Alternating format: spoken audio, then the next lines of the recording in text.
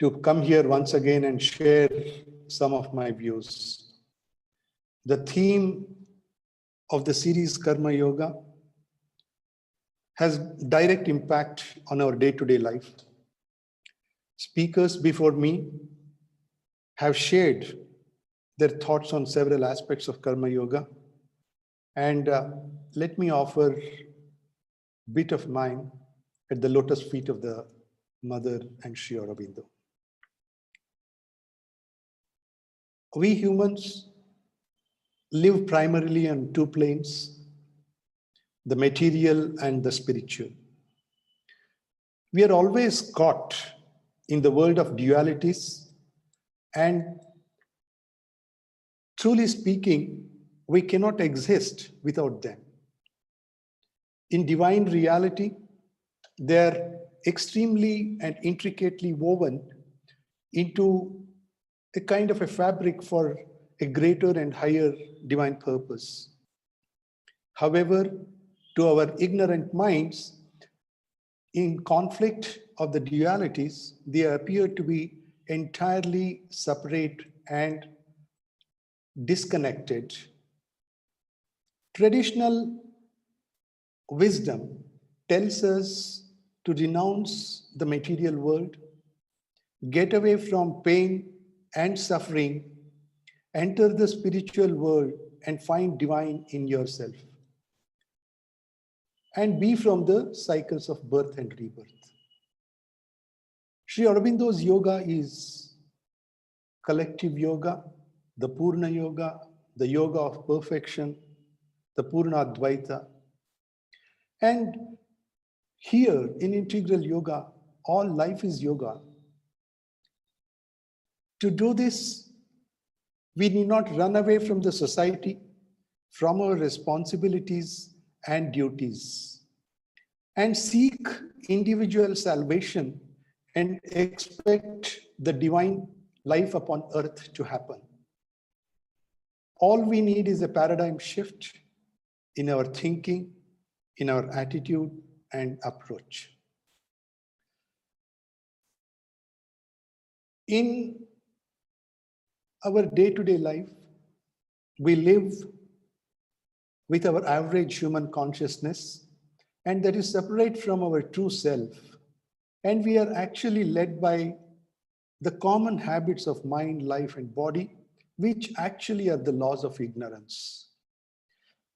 In our day-to-day life, we only live to satisfy our desires, likes and dislikes, work for some personal gains, maybe under some mental control or moral control, or sometimes with mental ideals, isn't it? Now let us pause for a moment and recall those days when we were still students or studying, when we had just started our professional career or even a startup. Most of us at one point in time or the other during these periods would have gone through self-improvement books or attended a few training sessions or heard talks on similar platforms. Surely would have got motivated and inspired and would have passed several resolutions. When we look back and try to draw the essence of what we learned, we probably arrive at two very critical and convincing aspects of positive thinking and positive attitude.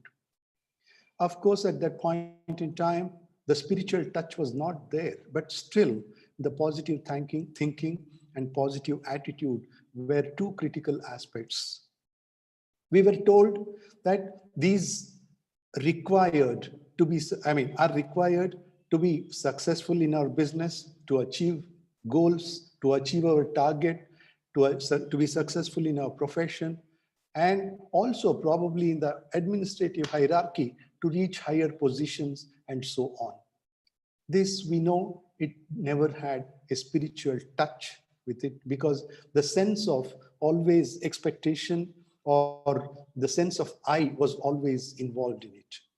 But then, as we grew older, or probably as we grow older and mature, under soft and hard blows of life experiences, we realize that this approach may give us some momentary relief or may even propel us some burst of enthusiasm, but we cannot avoid carrying the burden of stress, pressure, being judgmental, being critical of others, dissatisfied, and so on. And this is because we always try to justify our actions and set huge expectations from others. I have done, it is his duty to do, he is expected to appreciate me. I am sure he will like me. All expectations are kind of expecting very favorable results. And when we don't get these favorable results, we try to blame others and the blame game starts. And we are completely devastated. We start looking for something else in life. In its true sense, today's topic, right action with right attitude, is actually the yoga of action, the essence of Karmayoga. Right attitude leads to thinking, to right thinking, and right thinking leads to right action, and right actions obviously give rise to right outcomes. Situations we encounter in our day-to-day life usually arise because of our own intentions or probably because of our own actions, and sometimes without our involvement. Did we choose to be born in a particular family? No. Did we choose to be born to such and such a parents? No. I never had a choice to decide how my looks should be. No. When we encounter a situation that is beyond our control, we tend to call it as destiny. Let us take an example. Out of the blues, I may win a lottery of 1 million.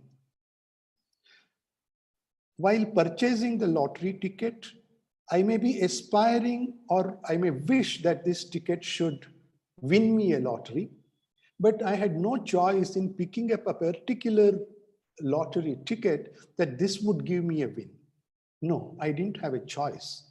But once after winning the amount, once after winning the lottery, how do I spend the money? How do I use the money is my choice. And it depends on my attitude and the discretionary capabilities. Now, right attitude shows us the right path, and problems are all common to everybody. But the inner attitude that makes difference. I'm just reminded of our beloved President APJ. He used to very frequently quote whenever he used to go to schools and colleges, he used to motivate children what kind of an attitude we should have. This quote, I'm reminded of it, like, all birds take shelter to avoid rains, but it is only eagles. They soar high above the clouds and avoid rains. It is only human species who are endowed with the ability to use our discretion and make a choice. And this is absolutely clear. Now let us look at the story of a balloon seller. Most of us have heard it, but I feel this is important and let us recapitulate it. It's an extremely nice story. There was a balloon seller who used to sell colorful balloons, blue, green, red, orange, and in the middle of the city, at the center of the city, where a lot of children used to come and gather with their parents. And he would release the balloons, colored balloons, which would soar high into the sky. Children used to see, they used to enjoy, and then they used to buy the balloons from him. And this is how he sustained his daily life. He earned enough money for his daily sustenance. But one particular day, a balloon seller felt that somebody is pulling his jacket. And when he turned and then he saw a tiny little boy pulling his jacket with black colored balloon in his hand. And the boy asked the balloon seller, "Sir, is this my black balloon also capable of soaring high?" The balloon seller got completely thrown away. And then, with all the compassion, with all empathy, he told the boy, "My dear child, it is not the color of the balloon that makes the balloon fly or soar high into the skies. It is what is important is what is inside the balloon." If he used to fill obviously the helium, it is not the regular air. Because of the helium, the balloons used to soar extremely high. And so this is a beautiful story where it conveys the meaning, how important and how critical is what is inside us, what is deep within us, and that is what it manifests outside. We all have heard, when the egg breaks from the forces within, it dawns to a new life. And when it breaks from outside, it gets crushed. Doesn't these tickle our conscience? The attitude inside us manifest our outside actions. And this brings us to the next landing. What actually is the right attitude? What actually is the right action? What actually is karma? In our day-to-day life, we are engaged in plethora of activities, and most of the times we are on autopilot mode. We keep doing things mechanically, repetitively, for achieving some personal needs, personal organization goals, and some monetary gains, or in general material gains, so to say. There are several inevitable activities that are happening within our body. Take, for example, breathing, our heartbeat, coordination between our body movements, eye movements. All these happen within our body automatically, which we are not even aware of, or we don't put any extra efforts for them to happen. The heartbeat goes on for lifelong without any efforts. We are not even bothered about it. Only when it pains, we start looking at it. We just take them for granted without any sense of gratitude. This is essentially due to our insensitivity. Sri Aurobindo, in his magnum opus Life Divine, observes that in the first paragraph itself, he says, probably the highest and probably the earliest preoccupation of man since time immemorial has been in search of God, bliss, knowledge, and freedom. Most of us, most of the time, spend our lives in a state of ignorance. And this state obviously encompasses all negative forces or negative states like stress, tension, pain, fear, frustration, loneliness, and so on. While we live superficially, we never live in the present moment. We do not give any importance to the power of now. We are not aware of what exactly the present moment is and what exactly the power of now is. We either keep thinking of the past or of the future, or the future results that we are going to encounter because of our past actions or because of our past karma, which would probably impact the future. We carry non-existing problems in our minds and bogged down by them. It is like the story of the two monks who are walking, one senior monk and then the junior monk, who is walking and then they're about to cross the river. They see a young girl sitting on the banks of the river, helpless, without able to cross the river. And when these two monks approach her, the senior monk lifts the girl in his arms and carry her across the river and leave her on the banks. Now this action of the senior monk was never digested or were never understood by the junior monk. He always started thinking how this senior monk, my senior, could do this. And after traveling for some distance, he asked the senior monk, why did you touch and carry the girl against all those principles, what we have been taught as monks? We are not supposed to touch. We are not even supposed to think about such things. Then senior monk asked the junior, when have we been taught not to help others in need of distress? The junior monk obviously had no reply. But anyway, the senior monk then told the other monk, I left her on the banks long time back at the river, but it is you, without even touching her, you are carrying her even in her absence. And this is actually the play of the mental attitude. We forget that it is this present that becomes our past and future, and we cannot afford any procrastination. This calls for a change in our approach, in our attitude.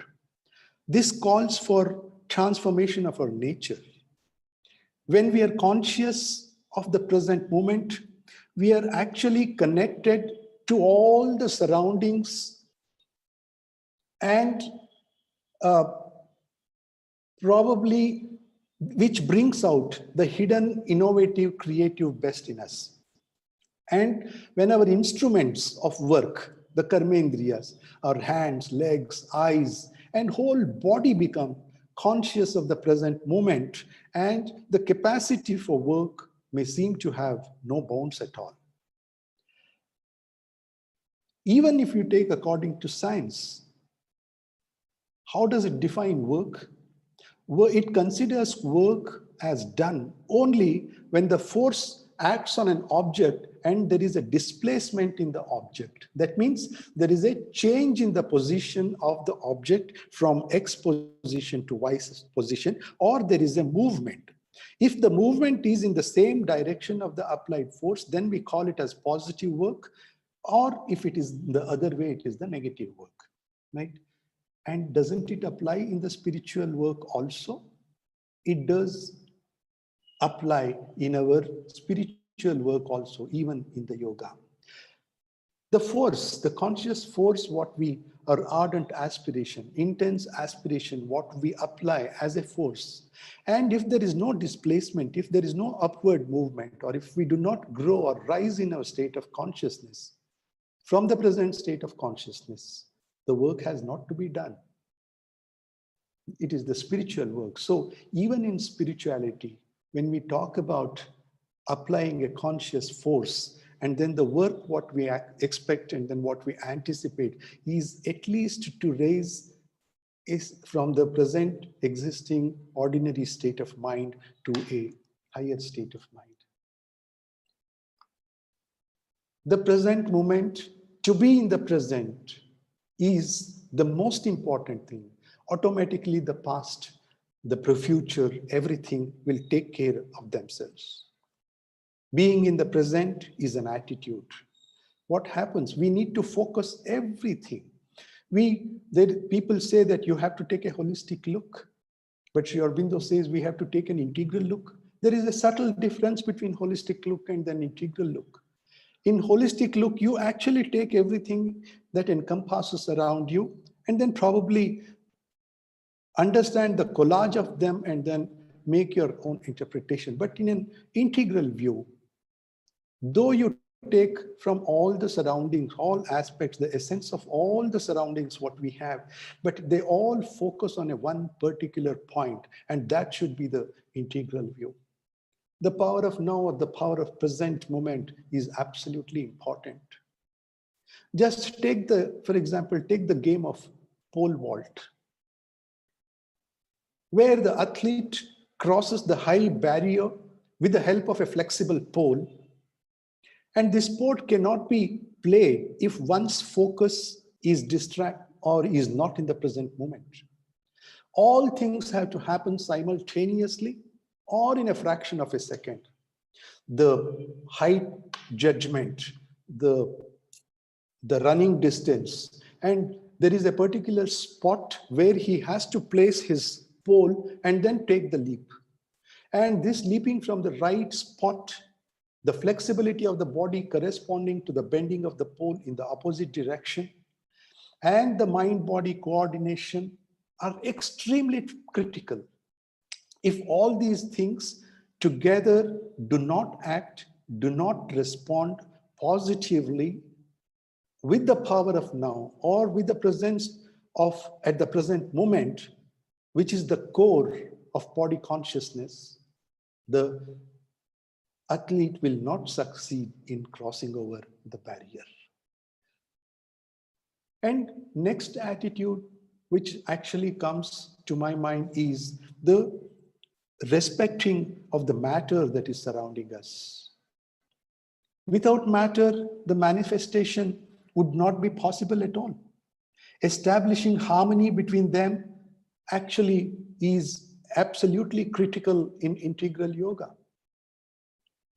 Running away from the society, rejecting everything is not a solution at all in attaining the yoga siddhi. This rejection or acceptance has to be based only on the psychic insistence and not on our vital and mental insistences. Nor by being in the society and focusing only on the material progress is also not a solution. The real solution lies in bringing yoga into our action. Then only the cosmic will of transformation can be manifested upon earth. Sri Aurobindo also talks about 4 instruments in their combined effort necessary for the yoga siddhi. What are those 4 instruments? The Shastras, that is the source of wisdom, the source of knowledge, the scriptures, which is available to us by grace of the God. So these Shastras, which give us tremendous amount of true knowledge, it is not a kind of Google knowledge, but what the true knowledge, which the scriptures, the Shastras provide us. And the second important instrument in attaining the yoga siddhi, he says utsaha, the enthusiasm, an ardent aspiration, and to learn from these Shastras, to know what exactly is true knowledge, to understand it from the scriptures. Everything has to be so that inherent, a deep essence to understand things and enthusiasm. All this is required to understand that utsaha, that energy we should bring in to understand the scriptures or the Shastras. And the third most important thing which has to be clubbed, he says, is actually the Guru, who actually guides us to understand from the Shastras and to take us through the process of implementation of the true knowledge, what we understand from these Shastras and with our inner aspiration, which helps us. And then it is this, through the guidance of the Guru, who can take us. Lastly, and last part of the instrument being is the Kala, the time actually. And everything has a specific time. We know Mother has said this several times, that before you choose the divine, divine chooses you. If we aspire to make all life as yoga, Sri Aurobindo has said all life is yoga. What does it mean? We know that the essence of Mahabharata was given on the battlefield. Lord Krishna would have taught Arjuna in the cozy comfort palaces of Kauravas and then Pandavas. He did not do it. It was right in the middle of the battlefield where the action was the most happening time at that particular moment. Why did he choose? He tells Arjuna that you are just a nimitta matra. They've already been killed. Do your duty. And that is how the whole thing happens. So do we mean to say that a battlefield, which actually where we see the deaths, and there were unimaginable happenings that shook the war of Kurukshetra. Was Lord Krishna was unspiritual? Why did he choose the battle of action? Why did he choose the field where the action is happening? And this is why the importance of Karma Yoga actually comes into the picture.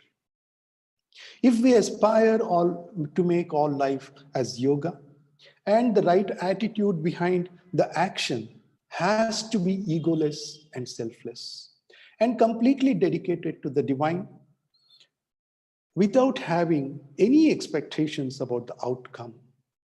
Complete samarpana bhava.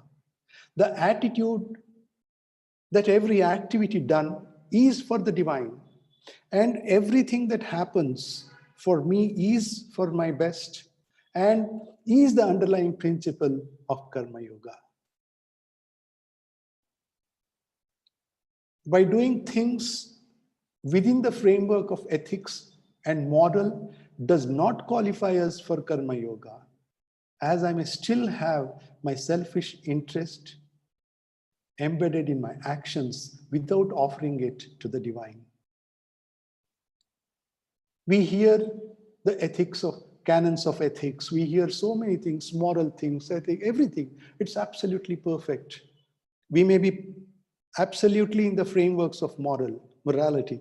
We may follow all the ethics that is required. But if at all there is, even in the presence of all the ethics and morals, if there is no devotion or no offering it to the divine and without any selfish interest, it does not qualify to be called as Karma Yoga. Even in the midst of not having favorable results, the attitude of certainty that would come to me at appropriate time, as it is he who knows best for me, and it is he who knows what exactly is essential, what is necessary for me. This is the state of kind of unconditional faith in the Supreme that is called for in Karma Yoga. When we have this attitude, we are not perturbed by the outcome, and the right kind of attitude. This is the kind of right attitude that is what is to be expected. When the action becomes impersonal, with the right attitude, actually a sense of happiness and joy prevails. It actually comes out, it emerges as the action done is for the highest cause and highest purpose. And that is the Atma Dharma. A soldier, for example, in the battle, fighting for the country, drops his weapon, ammunition, and then says, "Let the will of the Lord to be done." Does that fall under the category of Karma Yoga? No, it doesn't fall. He has to do his duty. He is the instrument. And what is his duty? His duty is to save his country. He has to fire the bullets. The same thing applies to his enemy also. For him, protecting his country becomes the prime criteria. So don't expect the Lord to help you, the grace to come to you without doing anything, without putting in our efforts, with the right attitude. In the battlefield, the soldier's attitude is to protect his country. And then that's all. That is what his duty is, and that is what he is supposed to do at that point in time.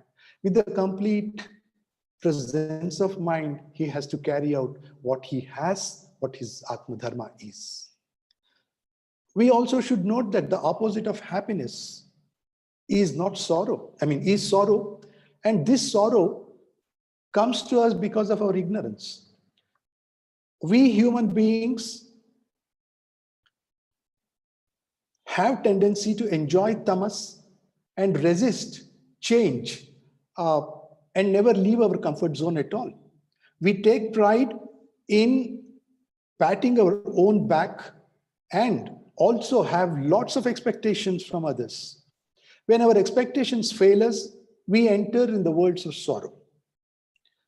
And when the action is done with the right attitude, clubbed with devotion, it leads to true knowledge, and that becomes the Karma Yoga, the yoga of action. In simple words, work becomes worship. I'm sure you would remember the yesterday's speaker was talking about work becoming worship. It is difficult for us because we are all human beings. It is, though we may talk in a very limited manner, depending on our state of understanding of things, entirely making work as worship is a difficult task. But actually, let us begin. At least we should have that attitude towards work and worship. Now, let us begin with work and worship as two different entities, no problem. In the initial stages, let the work and worship be separate. And as we come, it becomes, we are habituated to this work and worship concept. Slowly there is an attitude which actually comes into us and tell us that work as worship. And this in time, when the work and worship transforms into work as worship, and then further it gets transformed into work is worship status. As Sri Aurobindo says, the right attitude in yoga has to be three-pronged. The attitude of trust, attitude of dedication, and then attitude of obedience and offering. Attitude of consecration and attitude of sacrifice.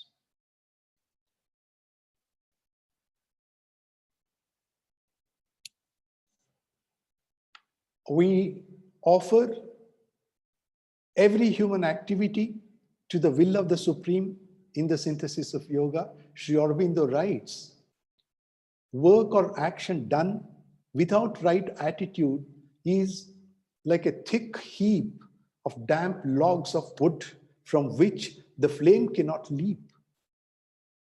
If we do not have that attitude, it is just like damp logs, heap of, Sri Aurobindo's language is, of course, not comparable at all. Look at the beauty he compares. A heap of damp logs of wood from which the flame cannot leap at all. For the divine life upon earth to happen, yoga of action is indispensable. Isn't it?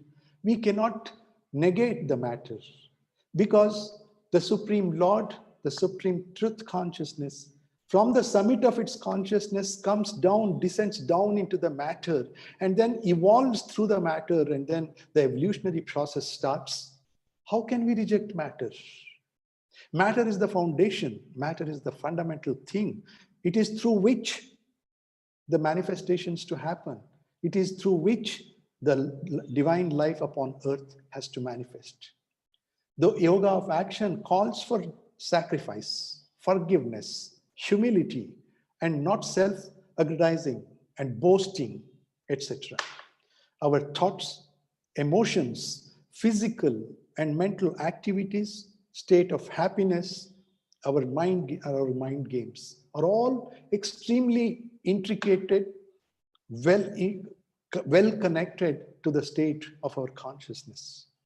Our state of consciousness at the level of karma or action has to transcend to transform karma into Karma Yoga.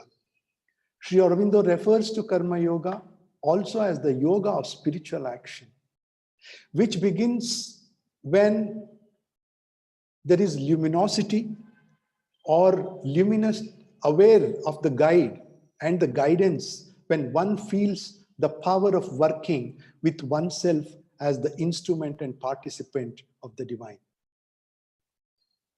Reminded of two beautiful lines from Savitri, the unfelt self deep within who is our guide, the unknown God above who is the goal. So he clearly gives an indication what exactly is the starting point. Deep within, our true self is the guide.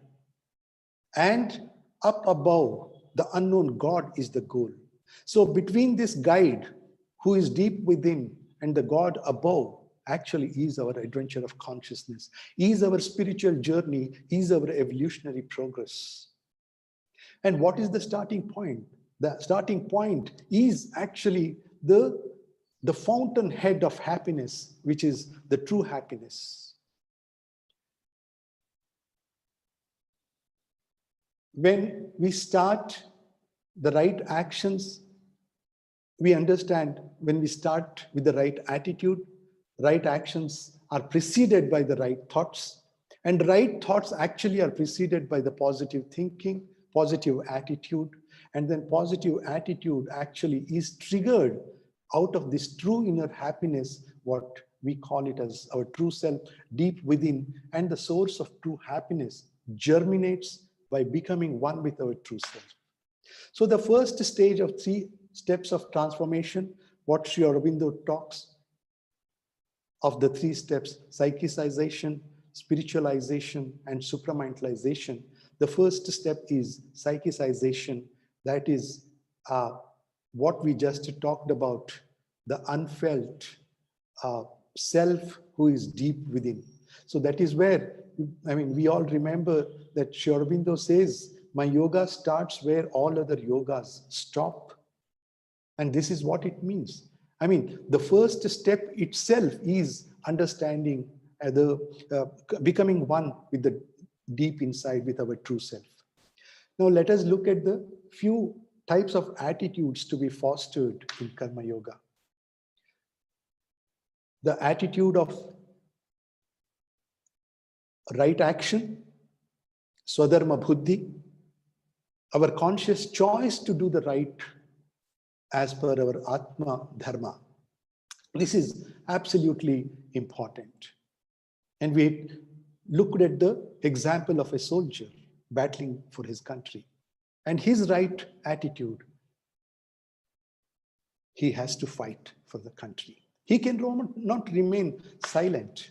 And this attitude of right action with a deep understanding that I am only an instrument of the divine and only nimitta matra, this is one of the important attitudes of Karma Yoga. So the second attitude is the attitude of dedication, samarpana buddhi, the attitude of devotion, that of offering, that of sacrifice, the spirit of yajna. All these things are also required. The third attitude is the attitude of detachment. We actually talked about it, renunciation of our attachment, of the outcome of the karma phala. All these things are the karma phala which we have to take. Then the fourth important thing is the attitude of unconditional acceptance, absolute surrender, accepting the outcome without any expectations, absolute belief in the supreme and whatever may be the outcome that is best for me.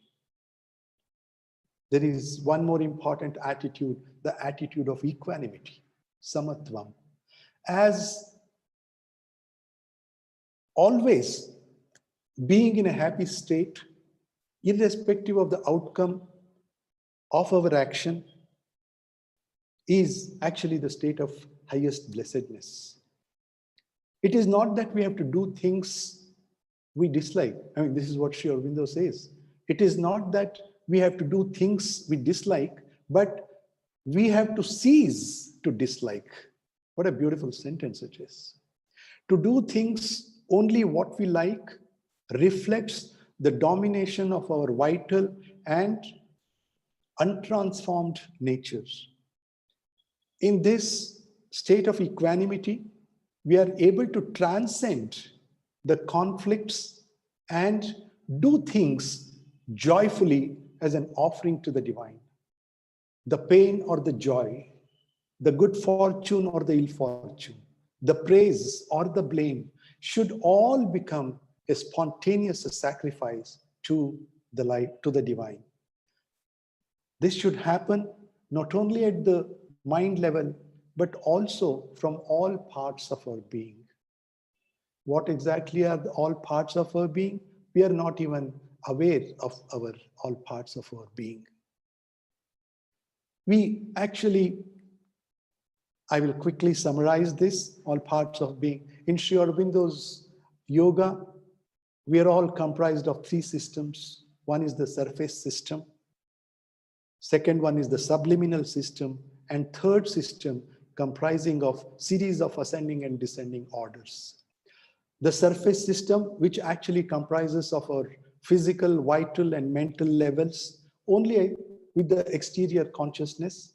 And all these, then Sri Aurobindo goes in detail that what exactly is the surface system, in our outer system, what exactly, how physical and vital mental consciousness work. This is, and in the second system of the subliminal system, which actually comprises of our inner being, innermost being, the inner mind, inner life, all these psychic entities supporting them. All these things actually come and in the subliminal system. The subliminal system actually is capable of directly receiving the interacting with the outside universal forces. The third system, part of the formation, is the vertical system, which comprises of series of ascending and descending planes of consciousness from the inconscient level to the supramental consciousness.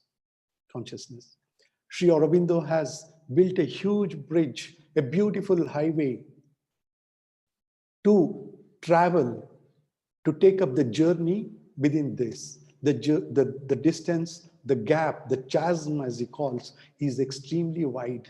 We need a bridge, we need a guru, we need utsaha, we need the scriptures, the source of knowledge. And Sri Aurobindo, our guru, has given all these things.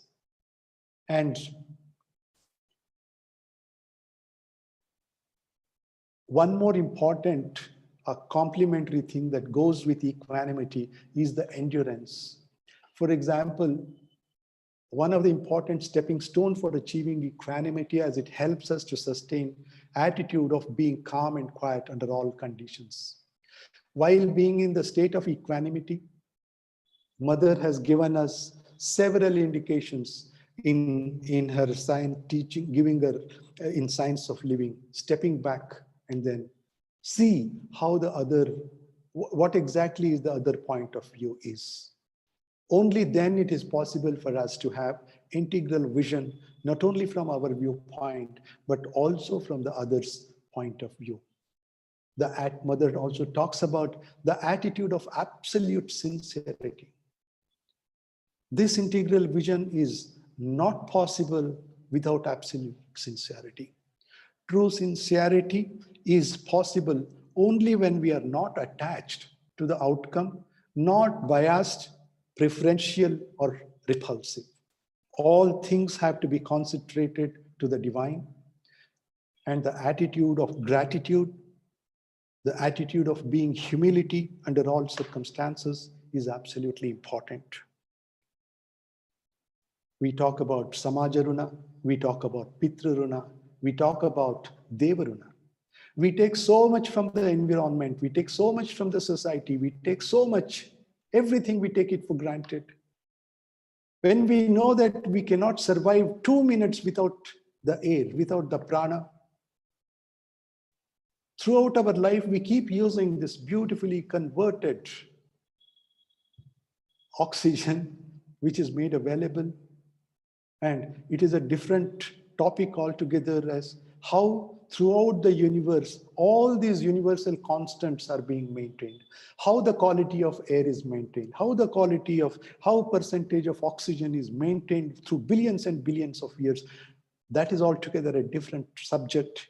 The glory of the Supreme is, we cannot stop anywhere at all. The attitude of gratitude, we should be able to at least gratify to the depth of our, with all the humility at our command. In conclusion, I quote Sri Aurobindo,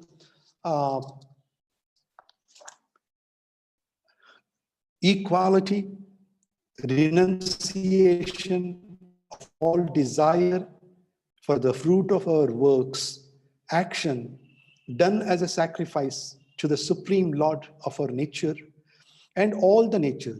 These are the first three Godward approaches in Gita's way of Karma Yoga. Synthesis of Yoga, page 105. Dear Bandhus, I think I'll stop here. This is all what I had to say. And once again, thank you very much, Sampatji, for the opportunity to be with all the Guru Bandhus in this wonderful satsang. And once again, at the lotus feet of the Mother and Sri Aurobindo. Thank you very much.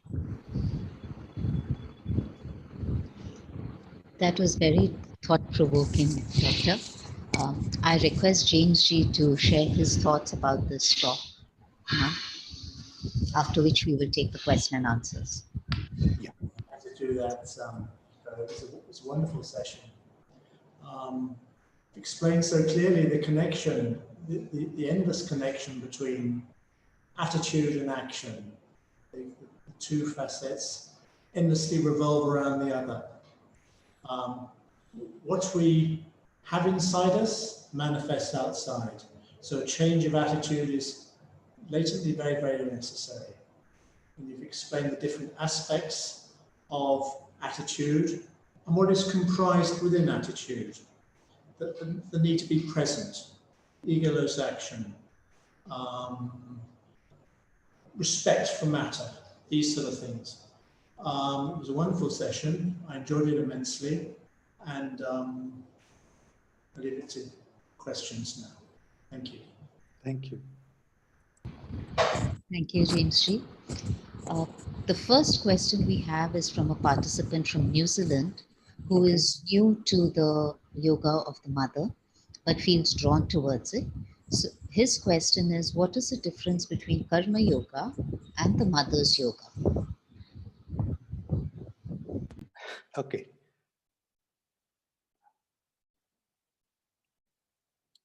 Oh, something happened. Am I audible? Oh, okay. Yeah. Yes, you are. Yeah. Karma Yoga is what we discussed now. When we bring the element of complete offering, complete devotion, and everything what we do, every action of ours should be dedicated to the Mother and to the Divine.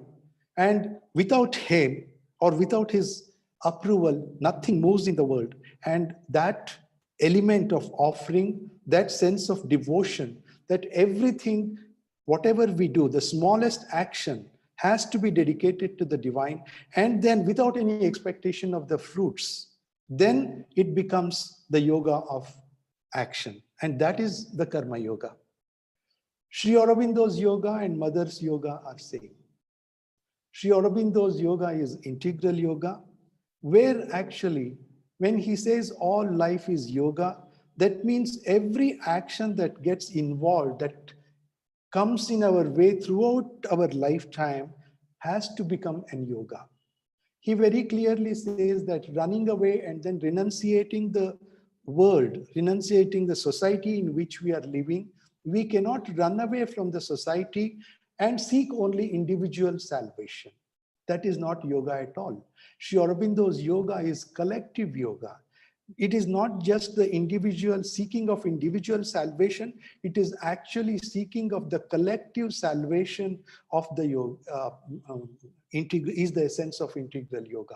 When collective yoga happens, then only it is not only becoming one with the Divine, it is not only it is not only the salvation or not the moksha, as most of the traditional yogic systems tell us, but Sri Aurobindo's yoga is not only becoming one with the Divine, but bringing down that supramental consciousness down into the consciousness of the earth and transformation of the life, or making the earth divine, life divine upon earth. This is the essence of Mother's yoga. And Mother's yoga, in two simple terms, Mother's Karma Yoga becomes a part of integral yoga. Sri Aurobindo takes for everything we need when all life has to become yoga. Only karma yoga need not be sufficient. When we offer, when we dedicate our actions to the divine, to the Supreme Lord, how do we do it? We need to have absolute surrender, and we need to have absolute faith in the Supreme. So when we have to have absolute faith and divine, it is possible only through Bhakti Yoga. And so that is where the beautiful harmony between Bhakti Yoga and then Karma Yoga comes into the picture. When these two things come together, automatically the knowledge comes into the picture. So this is how Karma Yoga, Bhakti Yoga, Jnana Yoga, everything gets integrated. And then in integral yoga and the yoga of Purna Yoga, Sri Aurobindo takes a leap forward. How do we go forward? He says, like all others stay, once you become one with the divine, that is the end of life. You become free of birth, free from the cycles of birth and rebirth. But for Sri Aurobindo, this is where he leaps far ahead of all other traditional systems. And then he says, man is only just a transitional being. And there has to be, the bridge what he has created, we have a long distance to travel, and it is a process of evolutionary journey. And that is what Sri Aurobindo's yoga is. And that is how the Karma Yoga, the Bhakti Yoga, all other yogas actually, even Hatha Yoga blends into Sri Aurobindo's integral yoga for the simple reason, how do we improve our body consciousness? How do we enhance our body consciousness? We looked at the examples of two beautiful examples of the pole vault, for example, how our body consciousness can come into the picture, how discipline can come into the picture. All these things actually are beautifully get synergized in Mother's Yoga, and Karma Yoga becomes a part of Sri Aurobindo's integral yoga. Thank you for that. We have another question which asks for an elaboration of the differences between the holistic and the integral approach. Okay. Suppose, let me give you an example of the present crisis itself. We are all going through an extremely complicated phase in the Earth's era. Let us talk about sustainability. We are all talking about global warming and its impact, everything we are talking about. Now we are all talking about sustainable development, we are talking about holistic development, and all these things we are talking about. Now, how do we understand the holistic approach and the integral approach? I would like to give you through this very mundane example which we are coming across in our day-to-day professionalism also actually. So, and then the true sustainability is not possible without the psychological or without the participation or sincere participation of every individual. One has to consciously participate into it, and we should respect the environment, and then it is possible. Now coming to the question. Now, the entire challenges that the globe faces, they're all called the global challenges, are all categorized into 17 important goals that we call it as 17 sustainability development goals. Okay. Now each goal has a focus. Each goal has, one is education, might be education, eradication of poverty, communication network, the good living, sanitation, all these things, all the problems what the common man faces are categorized, and then they're put into different baskets. Now the holistic approach takes all these things into consideration and then deals with every basket separately. Right? Now you may achieve and resolve the challenges pertaining to a particular basket, all to all the basket. Now, and this is the holistic approach. And then probably you say that, okay, from this basket we have resolved, from this basket it is solved, from this challenges is solved. But when you have an integral approach, by resolving all the challenges from each basket, what exactly is the ultimate goal? The ultimate goal is sustainable development. Is ultimate goal is the improvement of the surroundings, to become one with the nature, to seamlessly integrate with the nature, to seamlessly become one with the nature. It is the nature which is provided us to the Almighty. Now, in integral view, in integral vision, we have actually a complete picture of the challenge, of the issue, what we want to know. But in holistic picture, it doesn't arise there. So this is how, because mind is not capable of uh, a complete integral vision. It always breaks it into too many parts and then try to assimilate them, try to collage them, and then try to come to its own conclusion.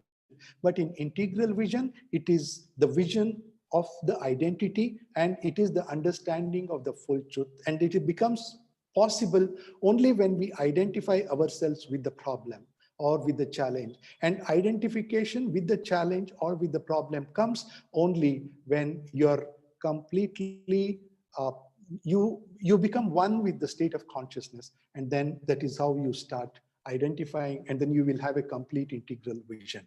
And this is essentially the difference between holistic approach and an integral approach. I'll take the last question for the day because we are out of time. Karma yoga is something that we have to, it is in pretty much every instant of our lives, we have to live it that way. Do you have any practices that you can suggest that will help us in this? Yeah, uh, it's very simple. As mother says, there are only two things which are required. I know it becomes extremely complicated. It becomes all these things with lots of working. We're all many professionals. Of course, I'm not a professional now. With many people who are surrounding with their career, focus on their career, etc. All we have to do is two simple things. Remember the mother at every step. And then whenever we react, and then offer it to her. I'll tell you the grace how I think I was attending to one of the sessions, as one of the speakers says, the way Mother's grace works is something unimaginable. Only one has to actually feel about it. If you give me 1 minute time, I would like to share a beautiful example how this grace works, and then that answers this person's question. I was at the peak of my career. I'm basically a civil engineer, and it was my peak of the career. And then we were doing an extremely prestigious project for Government of India, for one of the defense forces. So when we were doing this project, we had exactly 125 days from the day of starting and then from the day of closing. There was supposed to be President of India who was supposed to come and then inaugurate the project. And in construction of a big project, prestigious project, we have lots and lots of challenges, problems, everything come together. And unfortunately, we had, on the third day itself, we had this problem. Huge problem. We didn't know what to do, etc., etc. And then we worked day and night. The work was completely 24 hours round the clock. It was happening. And luckily, believe me, on that day, when work resumed after 24 hours, we had never gone home. We never slept. We never had food. I just came to the car and then say, I'll just take a. I don't know how that day Life Divine was in my car. And then I took a decision that I used to be more there in the night time because of several reasons. So I always started reading Life Divine. When the work was going on there, I used to sit in my office room and then started reading Life Divine. And one day, the chief commander of the forces, he came and then said, Mr. Sabnis, what are you doing? The work is happening there, and then you're reading Life Divine of Sri Aurobindo, sitting here. I said, what is important to you, sir? The work should go on without any problem. I told him very clearly that as long as I keep reading this book, your work will go on smoothly. And then he laughed at me because then he told me that he did respect Sri Aurobindo great lot. And believe me, my dear friends, The day final, my supervisor came and told me that we have reached we are seeing the light of the tunnel. That was my last sentence of reading Sri Aurobindo's Life Divine. 125 days, 123 days to be precise, during the night time, during the working hours, I read Life Divine, and it was so smooth, everything. So that is a challenge actually we can give the mother. The more we work for you, you take care of our things. And that is what she does. I think this is the attitude we should have in our daily work. Thank you for that lovely, lovely explanation. And I'm sure we will all try to implement this thought in our day, at least today. And I hope we don't forget it for the next few days. Thank you for this lovely session.